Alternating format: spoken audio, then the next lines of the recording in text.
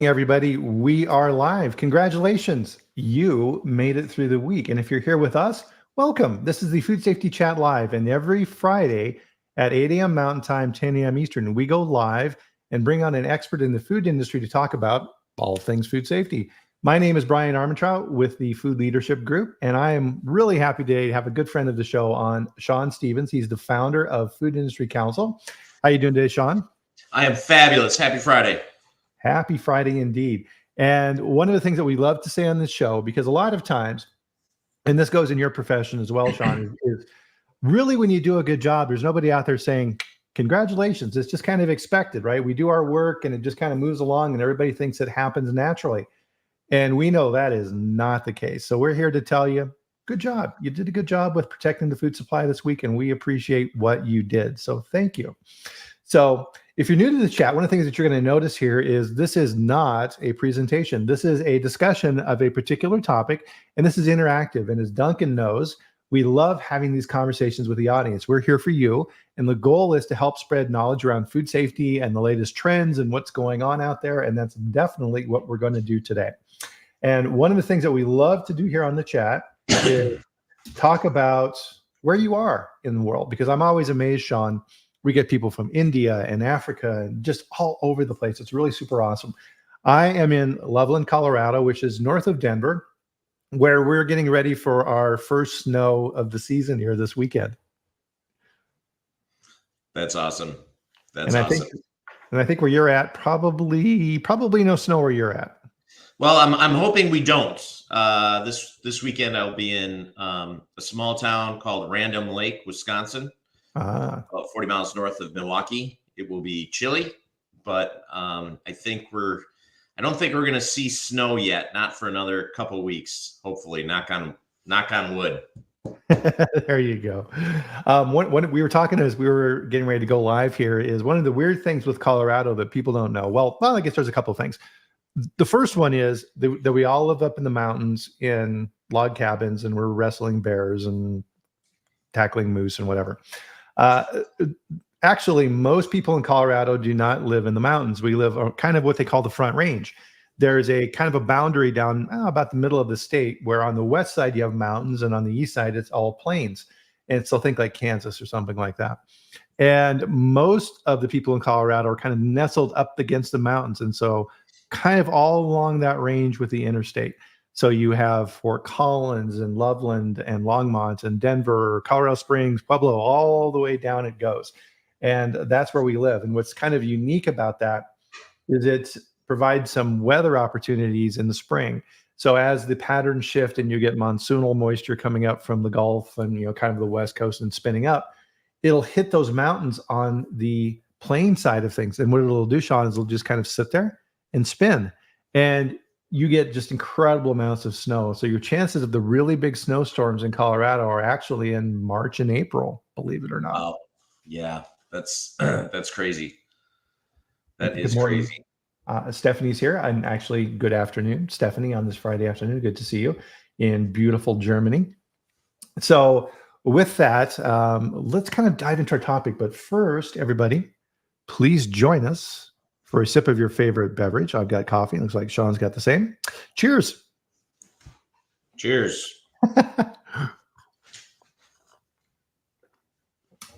Very good. Nice. So, oh my goodness. Yeah, we have a ton of stuff to go over today. And really with this, it's around something that's been batting around for a while. And I would imagine, let us know in the chat if you're not familiar with this, but we hear this phrase, whole genome sequencing. And FDA has been kind of chatting about this a little bit more, haven't they?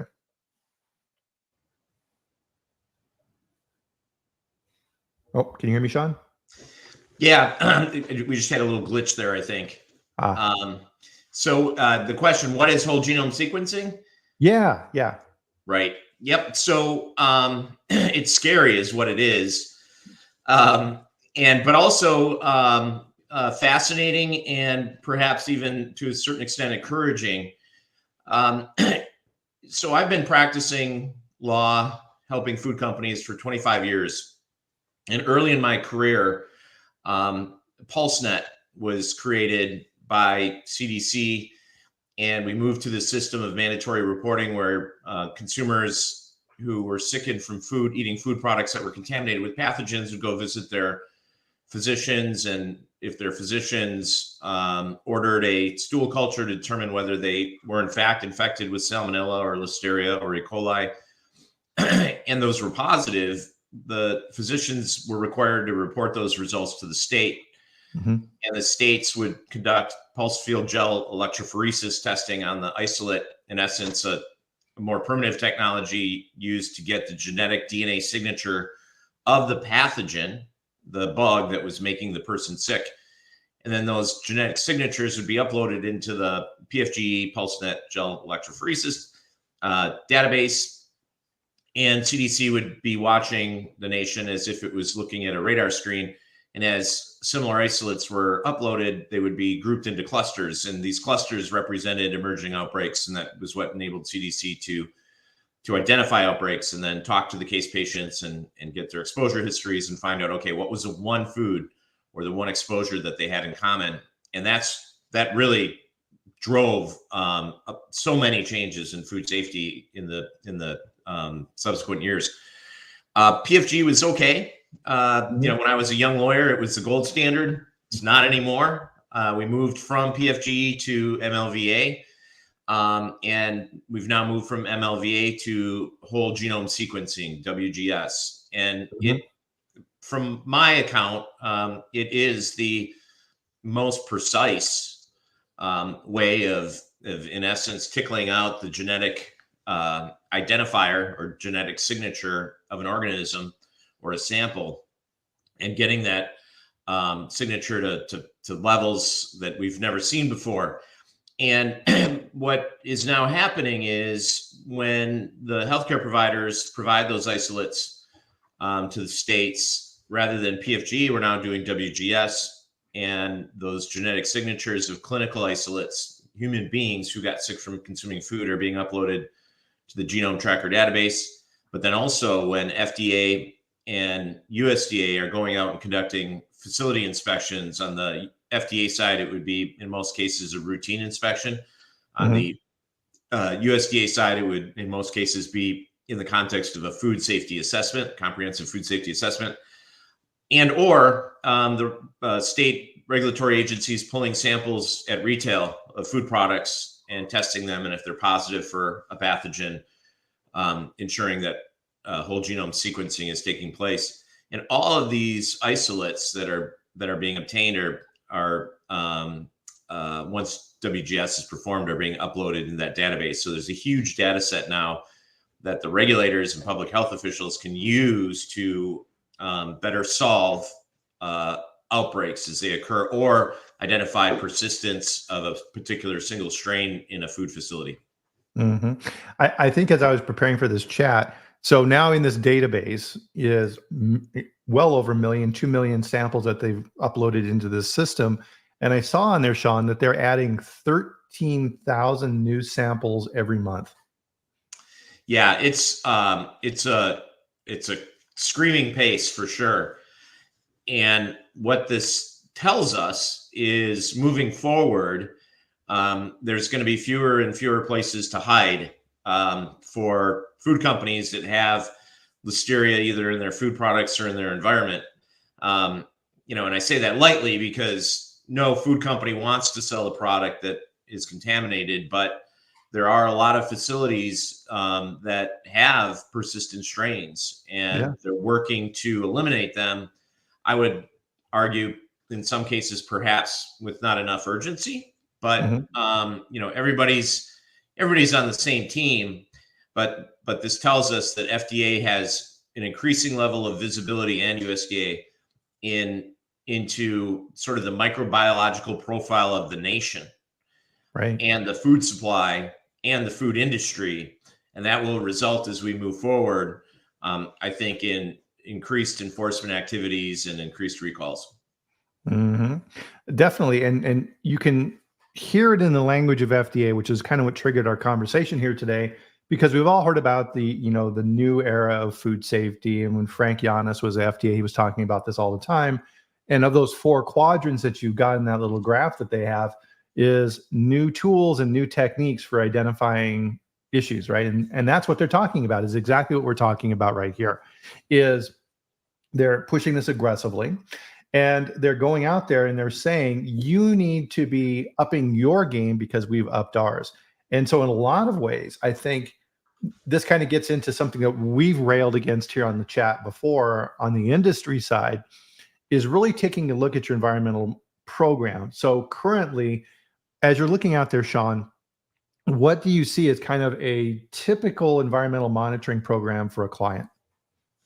I would say the most or typical program would be, a food company taking a handful of samples from random locations in their food processing areas every week. Mm-hmm. Not a large amount, not a tiny amount, but somewhere in the middle. And looking at the results and then taking corrective actions when they get a positive. The corrective actions are typically not too aggressive from what I observe. Some additional sampling, investigative sampling. Usually those additional samples are going to be negative because of the robust cleaning and sanitation, and then just sort of revert back to the routine. On the other side, I guess if we look at this as a spectrum, on the left side of the spectrum, you have some companies who they know they have to sample, but they don't really want to. So they'll do sampling maybe once monthly, and maybe they'll do it after, or even if they're doing it weekly, they'll be doing it after cleaning and sanitation. So the results really aren't telling us anything. Right. And then on the far other side of the spectrum, we've got companies that are testing extremely aggressively, doing daily sampling from locations that have been carefully thought out and identified. But if the problem that we're living in is and those companies, I've seen them experience it, if they're sampling too aggressively and too forcefully and too frequently, they're finding a lot of listeria, and they're putting themselves in a position where they have an opportunity to eliminate it, but they're also putting themselves in a position where it's affecting their production, and it's it's affecting their ability to ship food, and in some cases has almost put companies out of business. So, and I wish we could move to a place, I don't want to go down too far down an alley here, but I wish we could get to a place where companies were incentivized to do that kind of very, very aggressive testing. And, regardless of results, if they're moving towards trying to fix it, that's okay. Yeah. But we're living in this world of zero tolerance for listeria with FDA. So if the FDA comes in and sees a company, if you have one company that really isn't testing at all, they don't have any positives, and the FDA is happy. Good for you guys. On the other side of the coin, you have a company that's aggressively testing, and they've got 8% of their samples are positive. FDA might shut them down. Yeah.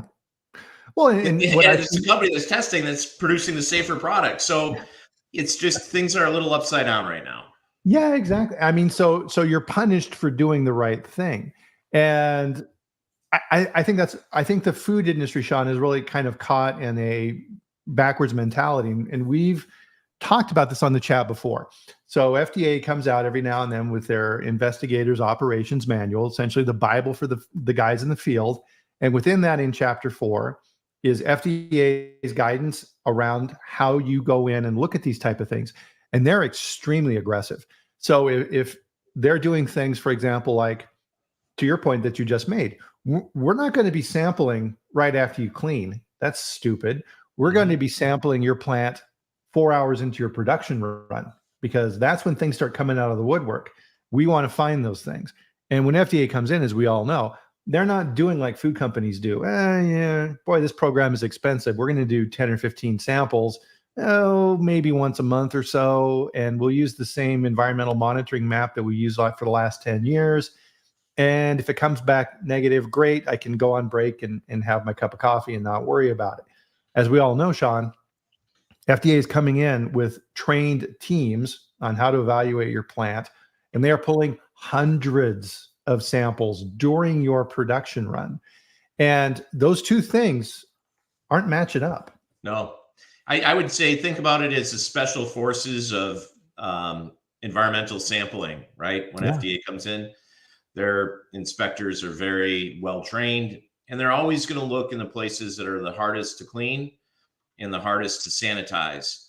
So it's it's really tough for companies. And I think the message is food companies really should, and everybody on this chat, and we would agree, we should be doing additional testing. If we really want to find Listeria, we should be more aggressive. We should use more tools. We should use more technology. But unfortunately, the way that the results are interpreted and can be used against us, we have to tread lightly. Yeah, exactly. And so part of this too, right, is with that environmental sampling program is the different zones. So food companies tend to focus on zones 3. Yeah, we'll do some floor samples. We'll take a look at the drains. We're never going to sample any food contact surfaces. We may do some indirect contact, but that's a big fight right there. FDA is coming in and focusing on zone 1 and zone 2. So even if you have what you think is an aggressive program, you're not even sampling the same things that FDA is going to be sampling. Yeah, absolutely. And I think, a lot of this, what's happening, and I think what will happen in the future will be driven by culture, which is a different topic for a different day. Yeah. But with the appropriate culture, that opens up opportunities to begin exploring sampling in new locations and getting into, heavily into zone 2s, and then, zone maybe 1.5s. And I always advocate, I'm fine with zone 1 testing. We just have to, everybody sit at the conference room table, shake their heads and say, okay, we're going to do it, but we understand the consequences when we have positives, and that's great. And we're okay with it. As a one step back, I'm a very strong advocate for heavy, I call it, smart sampling, rather than just having 100 random samples or 100 random locations in your food processing area, some of which I don't really care about because it might be a wall on a far end of the processing area that nothing is happening there and employees aren't going there. So why don't we take those, why don't we create, identify locations that will tell us if our food is being threatened. And that is, I advocate very heavily on, putting a lot of those zone 4 and zone 3 resources into zone 2s. Let's still do this zone 3 and 4. So we have some scouts out there, but so we, and we pick the zone 2 location so that if a zone 1 is in fact being contaminated, we'll likely pick it up on that zone 2. Maybe it's a location right underneath the conveyor belt, on the floor or on the leg. So we're not there in that zone 1. We don't necessarily have to recall any product if we get or hold product if we get a positive, but it's giving us additional signals that there might be a problem. So that's kind of how I view it. But it would be, FDA recommends that we do zone 1 testing. I do think from my perspective over the years, I've softened a bit. I think more data is better if we're really trying to, produce safe food and make sure we have a clear picture of what's going on. But I think from a political standpoint and a regulatory standpoint, we all have to work collectively together to get us to a point where that's okay. Yeah. No, absolutely. And so that everybody's on the same page here as we're talking about environmental sampling, what are some examples of zone 1, 2, 3, and 4? Yeah. So, zone 1 obviously is, well, depends on who you ask, Brian. Zone 1, from the industry perspective, is going to be a direct food contact surface. Okay. Zone 2 is going to be an area, I would say, immediately adjacent to a food contact surface, but food isn't contacting it, nor is there the opportunity for the microorganism to fall onto the food. Some gray area there, I suppose. Zone 3, one step removed from those immediate adjacent locations to food contact surfaces. So the floor, on either side of the line. And then zone 4s are, really far away, like, overseas. But if you look at FDA's, what it's said about zones, FDA really treats or defines zone 2 as anything in the processing room other than a food contact surface, which I completely disagree with. It's not fair, and it's not logical, and I don't think it's reasonable. Why do we have zone 2, 3, and 4? I think what I've described just makes more sense, but reasonable minds, I suppose, can differ, and we could see a circumstance where the agency, would try to argue that a drain that's 5 feet away from the processing line is in fact a zone 2. I disagree with that. Yeah, I agree with you. Yeah, you have to have a rational system in place for those type of things. But what's interesting with this as well, and I'm sure you've seen this quite a bit too, is for recalls and warning letters and things like this, FDA doesn't have to have a smoking gun any longer. They're not going in and saying, aha, we tested your product and we found listeria in your product, therefore it's adulterated and you need to recall. Now they're going out and saying, we found listeria in the environment in a zone 2, zone 3 area. You have the potential of having contaminated product you need to recall. That's a big change. Yeah, it really is. And, when we look at warning letters, I call it 3 strikes and you're out. I think we're now moving to 2 strikes, where if the agency comes into a facility, finds that listeria in a drain, let's say a zone 3 area by our definition, and comes back 9 months later and finds listeria, the same strain, by whole genome sequencing in another location, the agency will say, number one, we've now proven persistence of that strain in your facility. Number two, we've proven that your sanitation program is ineffective in identifying and eliminating that resident strain. And number three, as a result, we're fearful that you're unable to produce a safe product, or put in other words, that it may be your products may be adulterated. Here's your warning letter, which is very public, very visible. And when customers see that their supplier has received a warning letter because of its inability to control listeria in the environment, they typically find new suppliers. So it's a very, very sharp and powerful tool for the agency. Yeah, and if that client has a large retail presence, so I'm thinking in particular there was a recent issue with Jif peanut butter, and that was kind of for me a poster child for what we're talking about today. Jif took some serious hits over their environmental problems in their plant. Right. It's never a good day when a warning letter comes across the bow. Yeah, exactly. And so kind of with that background now, it kind of dovetails in with what our conversation is today, which is FDA's been going out there and saying, okay, essentially this is my interpretation of what FDA is doing, Shawn, is that, okay, we're gathering all this information, we're using all this stuff between different agencies and things like that. We can do more with this information. We need to take a more proactive approach to this information. And really getting out there and saying, all right, who else can use this information in this database? And there's a website here, and I'll put the link in. I'll pull this dude up and put the link in here for everybody, that really caught my eye with FDA. And so we kind of wanted to kind of talk about this here a little bit, is this, right? Oh, right. Yeah. So FDA is recognizing the power of whole genome sequencing in identifying resident strains in facilities, identifying connections between facilities that produce finished products and their ingredient suppliers, identifying connections between facility positives and clinical isolates.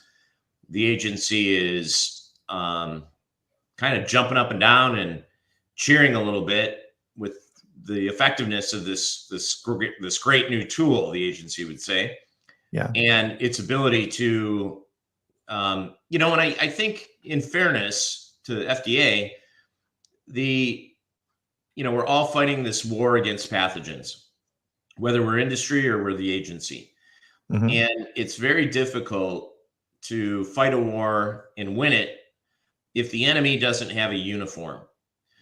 What WGS does is put a uniform on the pathogen that is inside the facility, and suddenly we can see, oh, That's the one we've been fighting against, and we need to do more, right? To win, to identify and make sure we can get our facility, sanitary and clean. So, and I think if we had a group of 1,000 food safety professionals, we would all nod our heads and say WGS is good. Mm-hmm. It's a tool that we would like to use. Why wouldn't we if we could? And we'd be in agreement, and the world would be a very pleasant place. But there's all sorts of nuance when we get into the first step, which is the consideration of the possible use of WGS, because of all of the potential regulatory and even civil and maybe even criminal exposure that we may be, subjecting ourselves to if we go down this path and we use this as a tool and we begin collecting all of this additional data. Yeah, exactly. And so for me, so this first word here, Shawn, proactive, that for me is kind of setting the whole stage for this conversation. So with this tool in the past, people, as you referenced earlier, right? People get sick. They type the type of bacteria that made them sick. They look for that fingerprint in their database, or they pull samples from facilities and try and match all these things up. A very reactive way of doing things. And what they're saying now with proactive is, okay, how can we use this tool to get ahead of it and use this to initiate activities? I interpret this as prior to things happening. And they're making the case, and definitely, guys, go through this information. There's a ton of stuff here that we can only really touch on during this conversation. So definitely go out to that link after this is done and read through this. And there's some good videos even that it links to on what whole genome sequencing is and these type of things if you'd like to learn more. But what they're really saying here is, okay, well, we've got this new era of food safety. We've got these tools. How can we proactively use this information to get ahead of the curve? And they kind of go through these. And what I wanted to kind of highlight in here then as we're going through this is, and get your comment relative to what they're saying are some of the benefits to the food industry associated with this. So one of the first things that they're talking about here relative to the benefits for the food industry is ingredient testing. And as we've been talking about, environmental monitoring. So ingredient testing is kind of a weird area too, isn't it? So that puts your suppliers at risk as well. So your suppliers have programs that are in place, and they're sending ingredients to you. They're also sending these ingredients to all kinds of other suppliers. So if I'm testing in my incoming raw materials and I find something, now I've got to look at my finished product, but I also have to notify the supplier and say, hey, listen, this stabilizer you sent to me, I found salmonella in the stabilizer. Not a threat to my product. I have a kill step, but you have a pathogen in your raw material. What are your thoughts around that? Yeah, that's I don't think what we're reading here is realistic. If you look at how the industry runs, how the industry has been built, how relationships exist between suppliers and their customers, there's always been a hesitation on both sides for testing incoming ingredients. On the customer side, they don't want to lose their supplier, and if their supplier finds out that their customer is testing their incoming ingredients when the supplier already tested them and they were negative, mm-hmm. They're gonna sell their ingredients elsewhere, because if there is a positive when the customer receives the ingredients and tests them, it raises a whole long list of questions. Number one, did the customer contaminate the ingredients when the customer opened the case, opened the bag, and collected the sample? Was the pathogen present in the environment? Was it the sampler who, dropped the swab on the floor before opening the case? And, the swab is, there's so many things that can go wrong in sampling. And the supplier, if the supplier has a finished product sampling program, and in many cases they might, they're they're confident relying upon their own systems and their own lab that they chose, and they're not too keen on, giving deference to the customer and the customer's employees and the customer sample collection people and the lab that they chose. So when there is a positive, what does that really mean? Yeah. And I've seen circumstances where suppliers have been really burned, and to your point, needed to issue a recall and pull all their product back from all of their other customers because one customer decided to sample. So, and I've seen many instances where suppliers have said, I'm not selling to you anymore if you're going to do that. So I think it's unrealistic. Now, if a supplier wants to sample its own finished product, provide its customer with a COA, and then if it does get a positive, control that product, put it on hold, and determine the disposition, and then go do its own WGS testing, that's great. And in that case, the supplier doesn't have to, they don't have to tell FDA, they don't have to tell anybody, right? But you've taken a step forward from a food safety perspective.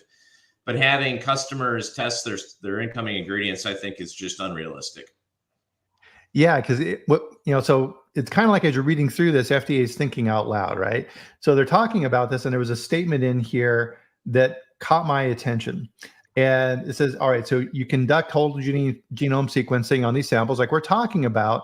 And then they say this piece, Shawn, they can then compare this to genetic information publicly available in Gene Tracker. So I'm doing my testing program. I get whole genome sequencing done. And now I reach out to Gene Tracker and say, hey, listen, I found this. I want to do a test. First off, is anybody doing that, right? And what are the implications for that? Yeah. So, boy, again, it's a spectrum. Some companies would say, I'm never going to even touch any of that with a 10-foot pole. Other companies might say, well, if we kind of want to, and I'm an advocate of strain typing. I'll just tell you, I'm not sure if I'm that much of an advocate of whole genome sequencing yet. In some cases I am, but I'm not sure about all cases. Ribotyping is a pre-PFGE methodology that some companies are using and has proven to be pretty good.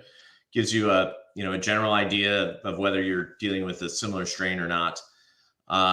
Additional data points, but with whole genome sequencing, the problem that exists is if a company says, well, let me go back to the spectrum. So somewhere in the middle, there are companies that if undergoing regulatory scrutiny and the FDA is concerned that they may have a persistent strain in their facility, those companies may turn to WGS in order to prove that they have identified the strain, the resident strain that the agency was concerned about, and gotten rid of it.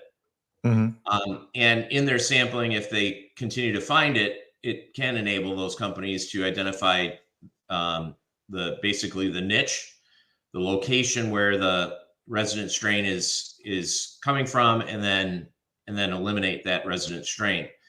Now that's a two-edged sword, because on the one hand, if your efforts are good and your results are good, and you've maybe either not had any Listeria positives, or you've had a couple and they've proven to be a different strain altogether, so maybe that's just transient, is what you're seeing in your facility.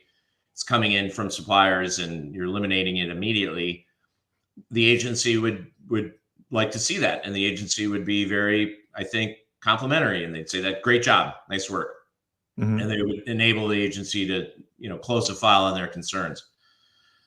The other edge of the sword is if the company is undergoing extremely aggressive cleaning and sanitation efforts, really working hard to identify the resident strain, but it intermittently keeps popping up over the course of months, and then FDA comes back and they say, well, obviously, you're not doing enough.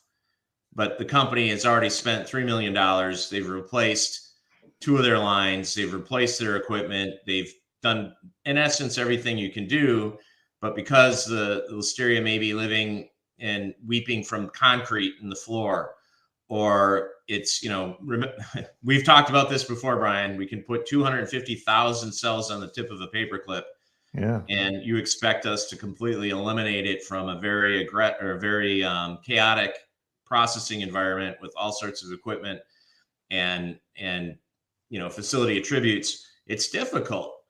So, now FDA comes in, and the company it's made its situation worse because it looks, at least from the agency's perspective, that they're unable to eliminate the strain when they're doing everything that they should. So there are examples on the far other end of the spectrum where companies are using WGS routinely. But I think, I guess my view of the world is, if you're going to use WGS routinely as a tool to help identify resident strains, the first thing that has to happen is we need to ensure that we have control over our environment in our facility, that we really don't have any resident strains lurking around. We've got a clean facility. Our micros are really good. And then we can bring that additional tool online so that if something does show up, we can identify it, put a uniform on it, and then watch very intently to see if it shows up again. I think running out when we've got, we have no idea what the microbiological environment looks like, and we're getting a lot of positives. We can use WGS. We just have to be really careful about how, and we have to understand what the consequences might be if we do it. Yeah, no, that's a good point. I want to reemphasize that, because I think that's one of the most important things we've said in the chat here today, is that even if you're taking this information, what we're talking about here today, and saying, wow, I need to really beef up my program, don't go nuts. You have to have a systematic program in place. And kind of the example I always use, Shawn, is during your manufacturing process, you always want to bookend your risk. So CIP to CIP. What is the product that's manufactured within that period of time? Make sure you don't have rework that jumps over that wall. You don't have other things that, if you do have an issue, FDA is going to expand that recall to more products. You're in a bad enough position as it is. Make sure that you've minimized that risk and you've got everything segregated from other production. And that goes for exactly what we're talking about here today. How do I start putting a program in place so that I can look for these things? How can I use outside guidance? So information like Shawn is talking about here, and talking about how do I protect my company? So we got, from a manufacturing perspective, and Duncan's talking about this as well, is how do I make sure that I'm not exposing my company to unnecessary risk while I'm improving my food safety, right? Those two things have to go together. You have to do these programs, because if you don't, you're going to go out of business, right? To your point, there's going to be something that happens at some point in the future. Now, I think a good example of this is what we're talking about here in this letter. And so I have a question relative to what FDA is saying here on ingredient testing. Again, circle back to this. If I'm a supplier and I want to do some of these type of programs, and I want to compare a isolate that I found in an incoming raw material to this database in Gene Tracker that FDA has, can I do that anonymously? Or is FDA going to know who I am? Yeah, so the answer is yes, you can do it anonymously. There are Cornell, for example, has a program where food companies can submit their samples for WGS testing. They can do it under not a complete, but a semi-confidentiality type of arrangement. The university will do the WGS testing. They won't compare it against the Genome Tracker database unless they're asked to, which is a separate ask. So the company can get that data. Typically what I do with my clients, Brian, is I'll set up if we working with Cornell, for example, we'll set up a arrangement where the client will send its samples to its positive samples, or their lab will send their positive samples to the university, and our firm will be listed as a report to. So we'll receive the results, and then we'll get on the phone with our client and have a conversation about it. And the argument there is what we're doing would fall under the attorney-client privilege. If WGS testing is not part of the routine program, I guess level of confidentiality number one is if the environmental program that the company has in place doesn't require whole genome sequencing, one can argue that if you do WGS, that's extracurricular, it's more research and development, it's not part of your written programs that are required by law, and therefore it's the company's confidential information. The agency doesn't have access to it and can't get access to it. Right. That's sort of level one. Level two, if you go a step further and you want to also insert attorney-client privilege, then we've done what I've described. So it's kind of multi-layered confidentiality. Now, the agency, FDA, is entitled under its own regulations to get access to, if the agency believes that a food product is reasonably likely to cause harm to consumers, the agency is entitled to those records that the agency needs to determine whether that's the case. So the agency could argue that, well, you may call this your research and development, but we want it, right? So there's different things we can do to protect that information, but at the end of the day, a judge may ultimately decide whether it needs to be released or not. And then there's always a quandary of, well, if the company is doing it, it's doing it confidentiality in a confidential way, and FDA comes in, and we don't have to share that information. But then think about the perception if an employee says, oh yeah, we've been doing WGS testing, and the agency says, oh really? Well, let's see it. And either it's not given, and then the agency is going to be very upset, or it is given, the agency is going to say, why were you hiding this from us? And now you're into more of a human, psychological, wrestle match with the agency. So, there's all sorts of types of issues, I guess, associated with that.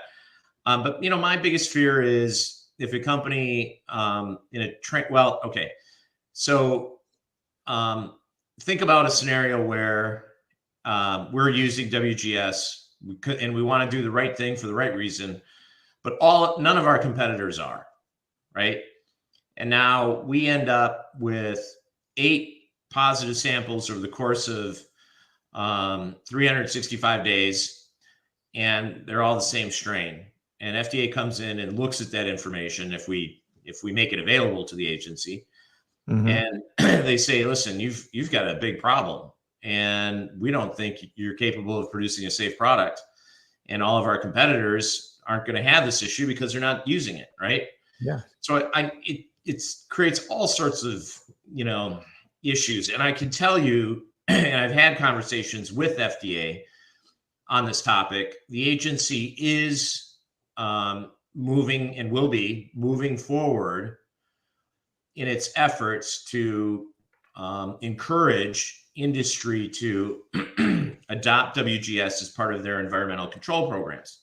Right. And the conversations I've had with the agency are exactly like the conversation we're having today, and that at least the folks at the levels that I'm dealing with understand the challenges and the nuance and how the WGS data can be misused or misinterpreted, and are very sympathetic and will be responsive to those concerns and are looking for ways to solve those concerns.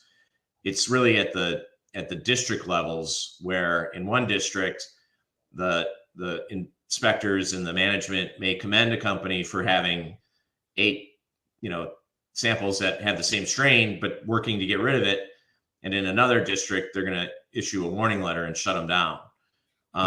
So, therein lies the problem. And from my perspective, and what I told the agency is, listen, if you want companies to use WGS, there's got to be some type of very bright line, safe harbor, where everybody understands a very simple standard that if companies are using WGS, it cannot be used against them.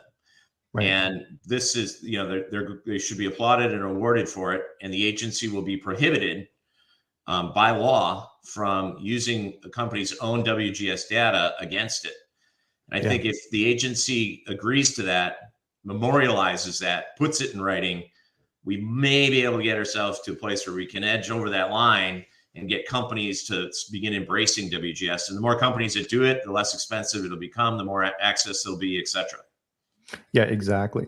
So, I mean, in a nutshell, it's like, hey, FDA, don't punish me for doing the right thing.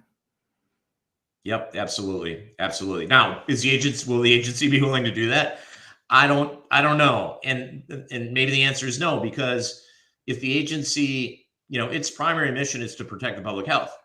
If the agency comes in and sees, in this example, let's say there were four samples, the same strain over the course of a year, it's going to want to know whether that strain matches any clinical isolates in the database. Yeah. And if it doesn't, ask that question. And if it doesn't do that legwork, and those samples did, and there is an underlying cluster of illnesses associated with that strain, the agency is going to be dragged over the coals by the public and or Congress or the administration then in place for not stopping that foodborne illness outbreak when they had access to the information. Yeah. And then, the commissioner is up on, Capitol Hill testifying and getting grilled. Yeah. And that's a good point that everybody needs to remember, is that never forget. So a lot of times people forget and they think FDA is a scientific organization. Oh, yes, there's a bunch of scientists and they have CIFSAN and they do all these scientific things. First and foremost, FDA is a political entity. It is a branch of the government. It is political. So they are going to approach things differently in different circumstances depending on the pressure. So for example, everything that we're talking about here now, let's pretend you're an infant formula manufacturer and you're finding Coronabacter in your facility. FDA is going, oh boy, they're going to come after you hard, right? They are going to be requesting information and not doing it in a polite way very quickly. And you need to take these type of considerations into account as you're building these programs out. Yep, absolutely.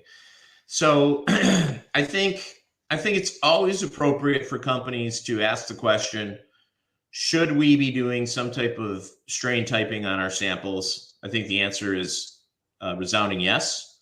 Mm-hmm. Then if we decide we're going to do that, which methodology do we want to use? Is it, on the one end, ribotyping, or on the far other end, whole genome sequencing? And then what are the benefits of using either? And let's stay focused on WGS here because that's where the future is going. But what is the benefit of WGS? But then also, what are the consequences?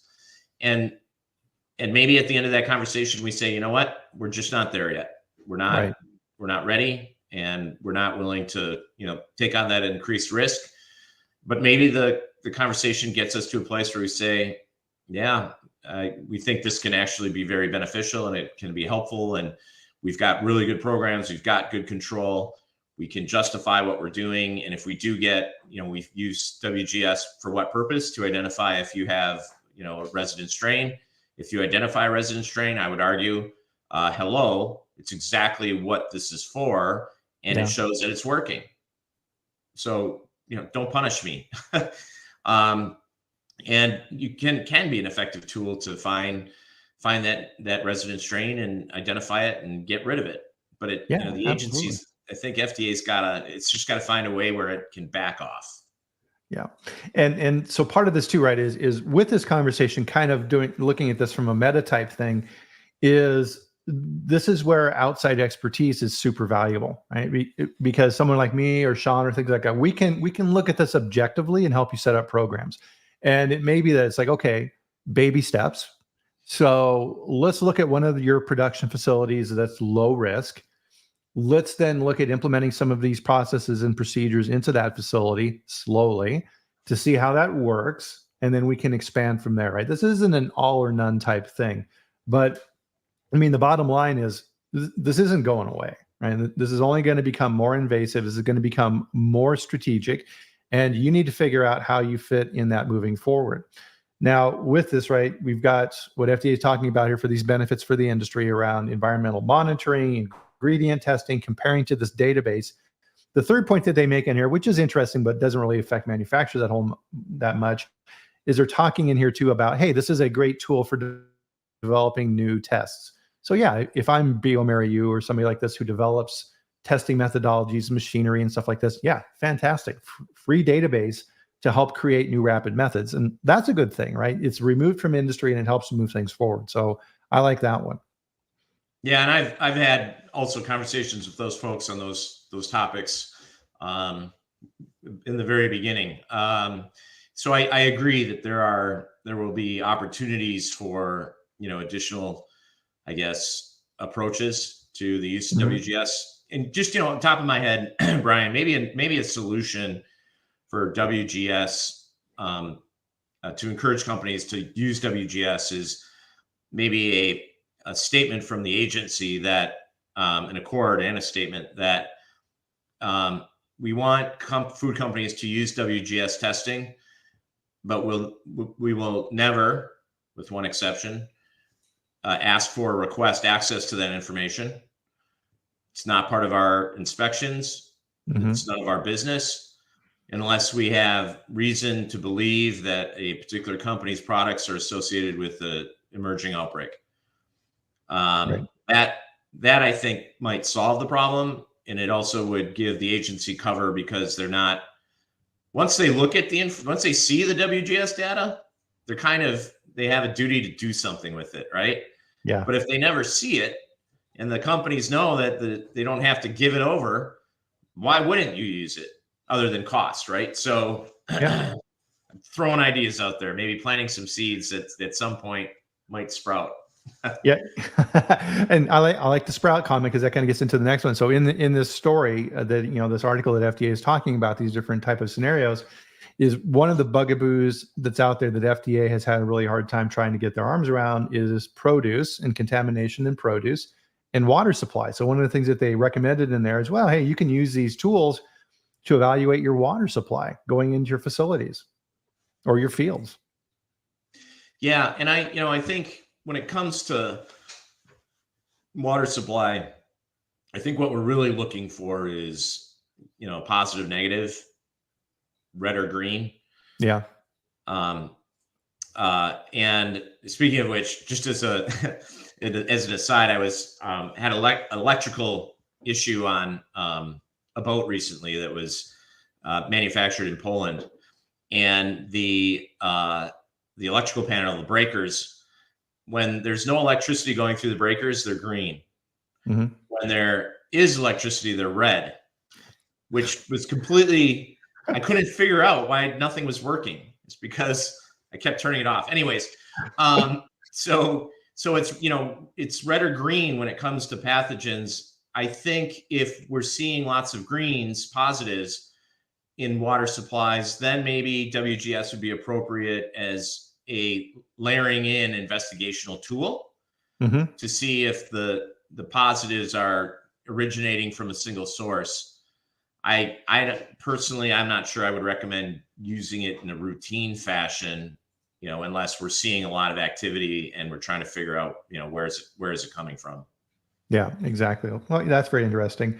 So there was a question in this, Shawn, that keeps coming up for me relative to these, and there's an assumption built into all of this whole genome sequencing work is that, all right, you identify a strain, you go through whole genome sequencing, you get that fingerprint for that bacteria. Now FDA has that and they say, aha, this matches your facility, therefore it came from you. That implies to me that bacteria is 100% unique to that facility. That just doesn't seem to make sense to me. What are your thoughts around that? Yeah, I totally agree. You could have a supplier sending ingredients to 100 different companies, and all of those ingredients are contaminated, and it ends up, coming into the one facility, and the FDA picks it up, and if there's illnesses out there, could be caused by one of the other 99 facilities, right? So, yeah, from my experience, I'm saying this very loosely because we never know with certainty what's going to happen in any given scenario. But my sense is that the agency recognizes that just because we have a food product from a food facility that is a close match to a clinical isolate does not mean that that food product was causing that illness in the absence of an epidemiological link. So, and I've been involved in numerous cases where the agency has shared information with my client saying, listen, the strain that we found during our inspection in your facility does match some clinical isolates. And we're holding this call merely to share this information with you and not requiring any per se action on behalf of the company. USDA's written stated policy is if a sample from either a food product, a company's food product, or their environment matches clinical isolates in the genome tracker database, we're not going to assign any significance to clinical isolates that occurred more than 3 years prior to the positive that the agency is looking at. So if it's 4 years ago, they're not going to, no significance. It's only within that 36-month period that the agency will then say, okay, is it possible that there's a link here? But again, I think there's enough awareness at the agency level that would surprise me, because I thought, oh hell, if you get a positive, we're done. But they're also, at least with respect to that issue, it seems to me that they're trying to tread carefully. Wow. Well, that's really interesting. Very interesting. So we're getting a little short on time here. So as we kind of summarize this, Shawn, back up kind of to the 30,000 foot level, what would you like people to take away from our conversation today? More, when we're talking about food safety, more information, more data, more science is always good. And WGS clearly falls into that category. I do think it's something that all companies should at least have the conversation about. Does this make sense for us? And if so, under what circumstances? Is it routine, or is it, when these triggers happen, then we go ahead and employ it? And then what are the particular consequences? And is it something that we want to do? I think it's good. I think it can work to make our food supply more safe. I do feel that companies should be embracing it, or at least having the conversation. But just have to be very careful and make sure that we're navigating slow and steady, I like to say, and we're not doing anything knee jerk. And if we can do that, I think we can, make our products more safe, our facilities more safe, and our brand more safe, and we can make the world more safe, one meal at a time. Yep. No, that's a great summary. So I know you've got some really exciting stuff coming up here. Why don't you let some people know about what you got coming up with the summit and everything else? Oh yeah. So, we've got actually here in just a couple of weeks, early December, we've got the Next Level Summit Food Safety Symposium out in Scottsdale, Arizona. We'll be doing, I've been the chair of that event, I think, for 10 years now. And we'll be doing a mock trial, and then Food Safety Summit in May. Couple events we'll be involved with, but what I'm really excited about, we're doing a basically foodborne illness outbreak / mock trial from start to finish. So from the first WGS uploads in the genome tracker database of clinical isolates, to the CDC epidemiological investigation, to the conclusions issued regarding the company the agencies believed to be the source, to the first lawsuit being filed by plaintiff lawyers like Bill Marler, to the discovery, the trial, the depositions, the mediation, all of it. And then, of course, to the jury verdict, start to finish. We're trying to pull it all together. I think it's going to be a great event. Absolutely. If you haven't participated in this before, and I'll put the link in here to the summit, it's amazing because it's very nice to talk about things like we're talking about today in the abstract of, here's the theory behind these and things like that. But what's really cool about the trial process, it concretizes it. It brings it down to real life. And you can see the actual consequences of having or not having the right programs in place and how it impacts people. And what's really cool about this too is you'll hear the argument from the defense and you're like, oh, okay, that makes a lot of sense. And then the prosecutor will go and you're like, oh crap, that makes sense too, right? And the dynamics back and forth is really, really amazing. I love it. So definitely, if you can, I mean, totally worth it. Shawn does an amazing job with those. So if you can get out there for that, definitely do it. Wanted to put a couple of other links in here as well. So the locals group, if you're not familiar with this, I'll put this in here too. Free, 2 or 3 times a week, different recalls that are going on or different information like we're seeing here. I will post in that group that will then send out emails to you. It's a nice, easy way to keep up to date on what's going on because you're getting the sense of our conversation today. If you're not keeping up, man, you can fall behind really, really fast. And also, we also launched, and this is really cool too, and I'll put the link in here for this too, is the food safety chat database is now up and it's up and running. And here's the title page. And here is the link to this. And within this is all of the chats. So this is chat number 152. And I divided these up into different subcomponents. So biosecurity, food safety standards, regulatory, different things like we're talking about today. And then you can do a deep dive into those subjects. So we have the YouTube conversation like we're having here with chapters. We also have a transcript, an MP3, so you can listen to it in your car and all these type of things. And so I know, and we're all busy people, and sharing this information, and we always don't have Friday at this time available. So this is a nice way to go back and say like, oh crap, Shawn was here talking about whole genome sequencing and I missed it. Well, now you can go back and actually see it, which is super cool. So I'm very excited about that as well. Yeah, that's awesome. Great work, Bryan. Thank you. So with that, oh man, tons to think about on our topic today, right? So definitely you need to look at this and you need to figure out the right way to do this for what you are doing. So don't just take this information and go, okay, that's nice from an abstract level. Nope, this is coming and you need to figure out the right strategy to deal with it. So with that, thank you, Shawn. An amazing chat, tons of information. Thanks for the great comments, Duncan. Don't ask, don't tell. Very much the true statement. So with that, guys, we're going to end our chat here for today. And of course, we'll be back here next week at the same time. So Friday at 8 a.m. Mountain Time, 10 a.m. Eastern for the next chat. And I'll bring another amazing guest like Shawn onto the show to talk about all things food safety. So in the meantime, you've done a great job this week. Enjoy your weekend. Get out there. Have fun. And we will see you back here next week. Thanks again, Shawn. And thanks, everybody. Take care.